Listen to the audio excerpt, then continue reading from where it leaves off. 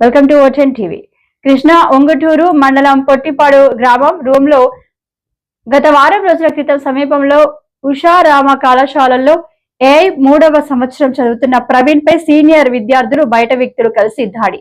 ప్రస్తుతం చిన్నౌటపల్లి పిన్నవనేని సిద్ధార్థ ఆసుపత్రిలో చికిత్స పొందుతున్న ప్రవీణ్ తండ్రి శ్రీనివాస్ ఆత్కూర్ స్వర్ణ భారత్ ట్రస్ట్లో స్కిల్ డెవలప్మెంట్ సెంటర్ ఉద్యోగిగా పనిచేస్తున్నారు. ప్రవీణ్ అందుతున్న వైద్యంపై ఆరా తీసి ఇప్పటికప్పుడు వైద్యులతో మాట్లాడుతున్న స్వర్ణ Bharat trust CEO Deepa Venkat case నమోదు చేసి దర్యాప్తు చేస్తున్నట్లు తెలిపిన ఆత్కూర్ ఎస్ఐ సీనియర్ విద్యార్థులను ఎప్పటికే సస్పెండ్ చేసిన ఉషారామ కళాశాల యాజమాన్యం.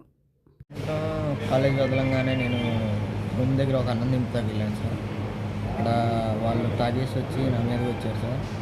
నా మీదకి వచ్చి షర్టు బట్టన్ తీసి అందరినీ రంపం పెట్టేస్తా అది ఇదని నా మీదకి వచ్చేసి పడదాకి వచ్చేసి నేను అడిగే ఎందుకన్నా నేను ఏం చేసామని అడిగితే షర్టు బట్టన్ అదంతా పీకేశారు సార్. అప్పుడు నేను రివర్స్ అయ్యాను.